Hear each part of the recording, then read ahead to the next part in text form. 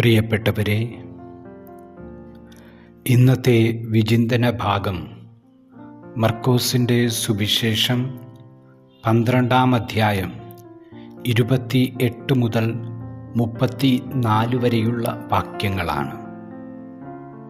ഈ ആഴ്ചയിൽ നാം ധ്യാനിച്ചുകൊണ്ടിരിക്കുന്ന വചനഭാഗങ്ങളുടെ തുടർച്ച തന്നെയാണിത്.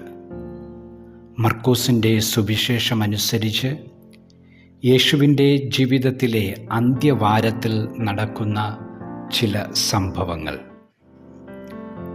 ഇന്നത്തെ സുവിശേഷത്തിൻ്റെ പശ്ചാത്തലം യേശു പുരോഹിത പ്രമുഖന്മാരോടും തൻ്റെ അധികാരത്തെക്കുറിച്ചും ഫരിസേയരോടും ഹെരോദയരോടും സീസറിനുള്ള നികുതിയെക്കുറിച്ചും സദുക്കായരോട് ഉത്ഥാനത്തെക്കുറിച്ചും വിവരിക്കുന്നത് കേട്ട് ഒരു നിയമജ്ഞൻ യേശുവിൽ ആകൃഷ്ടനായി യേശുവിൽ നിന്ന് ദൈവീക ജ്ഞാനം സമ്പാദിക്കുന്നതിനു വേണ്ടി ഒരു മതപരമായ ചോദ്യം ചോദിക്കുന്നു.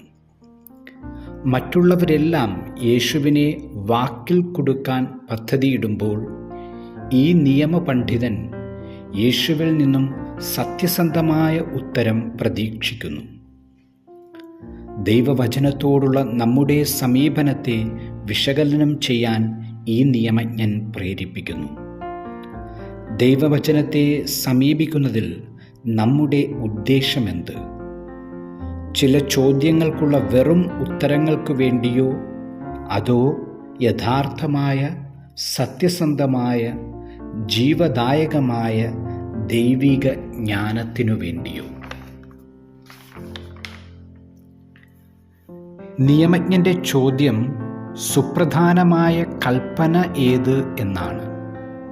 അയാൾ പ്രതീക്ഷിക്കുന്നത് തോറയിൽ നിന്നും റബ്ബി പാരമ്പര്യം അരിച്ചെടുത്ത 613 കൽപ്പനകളിൽ ഏറ്റവും മഹത്തായ ഒന്ന് ഏതെന്നാണ്.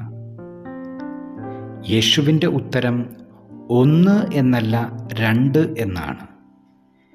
യേശു പ്രധാനപ്പെട്ട ഒന്നിനെ വേർതിരിക്കാതെ പ്രധാനപ്പെട്ട 2 എണ്ണത്തെ ഒരുമിച്ച് ചേർക്കുകയാണ്.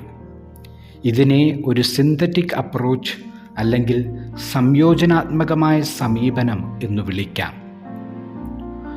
തോറയെ അതിൽ തന്നെ വേർതിരിക്കാതെ ഒരുമിച്ച് വായിക്കാൻ യേശു ശ്രമിക്കുന്നു.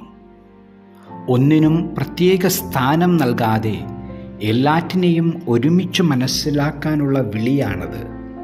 അതിന് എല്ലാറ്റിനെക്കുറിച്ചും കൃത്യമായ അറിവ് വേണം എന്നത് ഒരു വെല്ലുവിളിയുമാണ്. ഇവിടെ യേശു ലേവ്യരുടെ പുസ്തകം 19-ാം അധ്യായം 18-ാം വാക്യത്തിലെ നിന്നെപ്പോലെ നിന്റെ അയൽക്കാരനെ സ്നേഹിക്കണം എന്ന അത്ര പ്രധാനമല്ലാത്ത ഒരു യഹൂദ നിയമത്തെ നിയമാവർത്തനം 6-ാം അധ്യായം 4-ാം വാക്യത്തിലെ ഷെമ്മാ പ്രാർത്ഥനയായ ദൈവസ്നേഹത്തിൻ്റെ മഹാകൽപ്പനയോട് ചേർത്ത് വായിക്കുന്നു. ഒരു അപ്രധാനമായ കൽപ്പനയ്ക്ക് സുപ്രധാനമായ ഒരു കൽപ്പനയുടെ അതേ പ്രാധാന്യം നൽകാൻ യേശു ധൈര്യം കാണിക്കുന്നു. അപ്പോഴത് ദഹനബലികളെയും യാഗങ്ങളെയും കാൽ മഹനീയമായ ദൈവിക ശുശ്രൂഷ മാർഗമാകുന്നു. ഷെമ്മാ പ്രാർത്ഥനയായ നിയമാവർത്തനം 6:4 യേശു നൽകുന്ന വ്യാഖ്യാനമാണ് ലേവ്യരുടെ പുസ്തകം 19:18. ഇത് ദൈവപ്രീതി നേടാനുള്ള യേശുമാർഗമായി മാറുന്നു. ഈ യേശുമാർഗം ആത്മീയ അർത്ഥങ്ങൾ ഗ്രഹിക്കുന്ന ജ്ഞാനമാർഗമോ യാഗങ്ങൾ അനുഷ്ഠിക്കുന്ന കർമ്മമാർഗമോ യോഗീഭാവത്തിൻ്റെ ഭക്തിമാർഗമോ അല്ല, മറിച്ച് പരിഗണനയുടെ അഗാപ്യ മാർഗമാണ്. നമ്മുടെ സ്നേഹത്തിന് പാത്രമാകാൻ ദൈവത്തെ തിരഞ്ഞെടുക്കുന്നത് പോലെ സഹോദരരെയും തിരഞ്ഞെടുക്കണമെന്ന ശാഠ്യമാണത്. ഈ ക്രിസ്തുമാർഗത്തിൻ്റെ ആത്യന്തിക ലക്ഷ്യം ദൈവരാജ്യമാണെന്ന് മർക്കോസ് വാദിക്കുന്നു.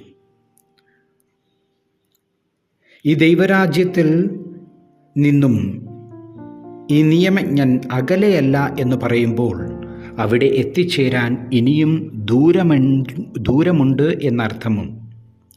ഒരു ചിന്താപരമായ യോജിപ്പോ നിയമത്തിൻ്റെ കൃത്യമായ വ്യാഖ്യാനമോ മാത്രം പോരാ, മറിച്ച് അത് പ്രാവർത്തികമാക്കാനുള്ള ഇച്ഛാശക്തി കൂടി ആവശ്യമാണ്.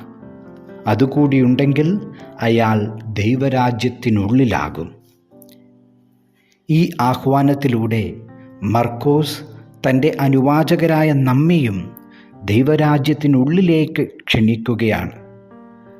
ക്രിസ്തു നൽകുന്ന ഈ സംയോജനാത്മക സമീപനത്തിലൂടെ നമുക്കും ദൈവരാജ്യത്തിന് ഉള്ളിലാകുവാൻ പരിശ്രമിക്കാം.